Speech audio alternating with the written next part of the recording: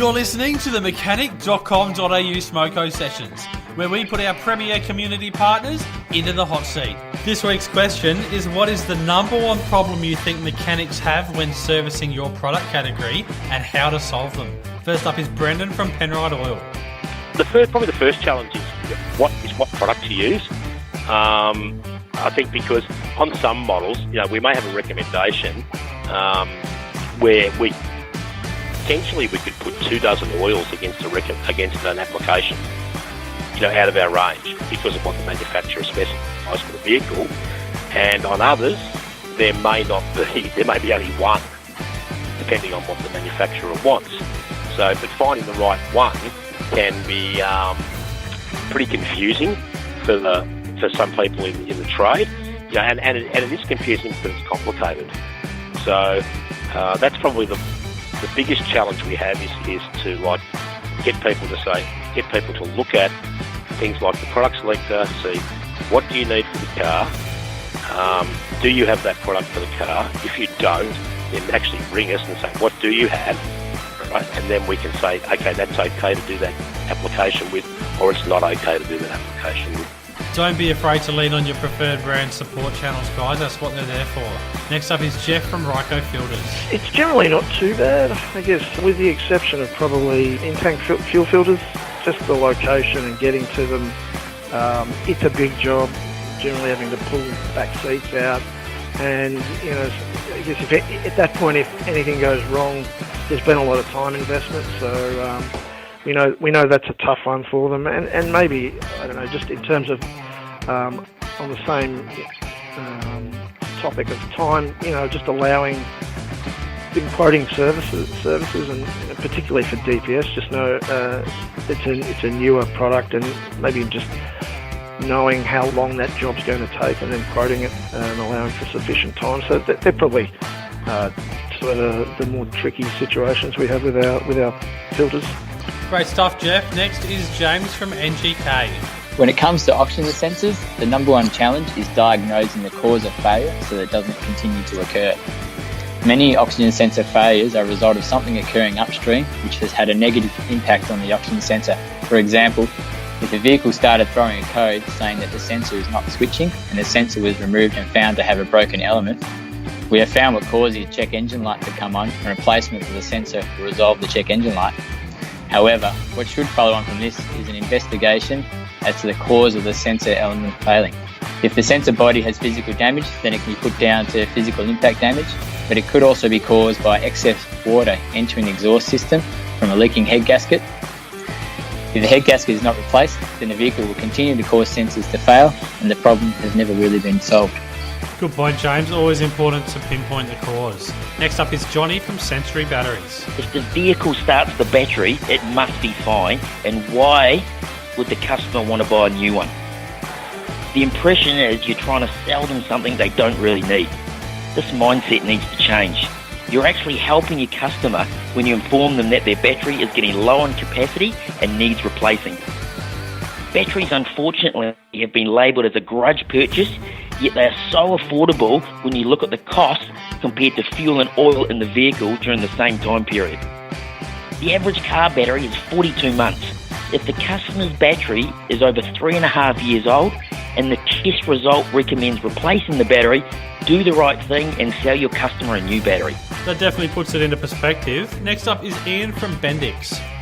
Basically, it's providing service information and being able to translate to the customer why, what and how was done for a brake service, and why they use Bendix brakes rather than cheaper quality brands. Communication is always an important one. Next is Steve at DBA. There's a huge amount of misinformation on the market regarding brakes. The market is full of traders who rely on creative marketing to capture a share of the sales. The technical aspects of brakes are often pushed aside, as many of these guys have never fitted, designed or manufactured brakes themselves. At DBA you can talk to an experienced technical staff, confident in all aspects of brakes. Many of these issues occurring in the market today are the result of misinformation. You're not wrong, Steve. Next is James from Nava. One category that can be challenging is automotive globes. Firstly, which globe is fitted to each car? The first tip is always to check the vehicle handbook, and there's also electronic tools that help you look up what fits each vehicle, including the Nava website, which has a application guide. Another is that globes are becoming harder and harder to fit due to the car makers putting more gear in the front of an engine bay. Nava are now working on creating some more how-to videos on installation. So we've currently got a VF Commodore having its headlight globes fitted, which is on our website, and there'll be more to come in the coming months to show everyone how to fit globes. Thanks, James. Next up is Ian from Gates.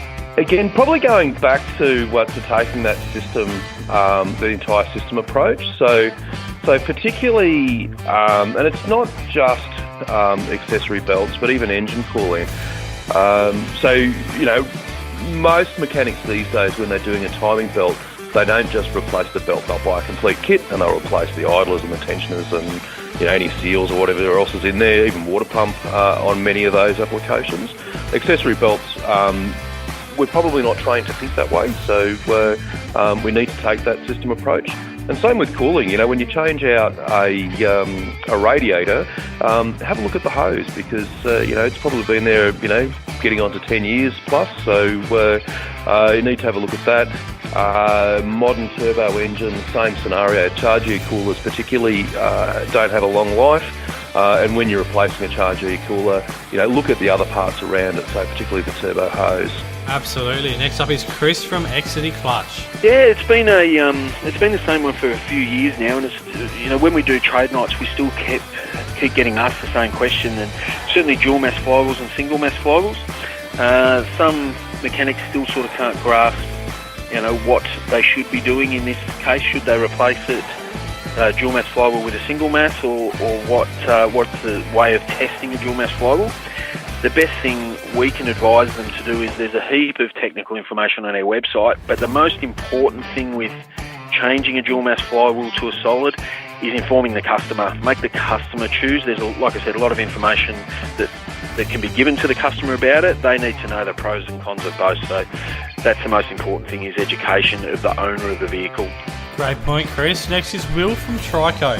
Within our category, it would have to be changing the mentality from changing refills to changing blades. There's a number of workshops I still speak to that consider changing refills a bit of an afterthought, and some of them tend to throw in refills as part of the service. Changing full blade assemblies can be fast and easy, and a highly profitable segment of a mechanical workshop. So definitely changing that mentality can add thousands to the bottom line every year. Thanks, Will. Finally, we have Bryden from Monroe Shock Absorbers. Without doubt, the biggest challenge that mechanics will have with our category is convincing customers on the importance of shock replacements. Many consumers don't realise that shocks are vital to your stopping, steering and stability. Brakes and tyres are very visual kinds of products. Shock absorbers aren't, but they're just as vital. We promote the safety triangle, which is all about 3 sides to the triangle being brakes, tyres and shocks are just as vital to that component. So education is vital. We need to educate customers on the importance. Well, it's definitely clear to me there's an emphasis on both educating customers as well as using the services that are available to us, like product selectors and technical support. Thanks a lot for listening this week. We'll see you again soon.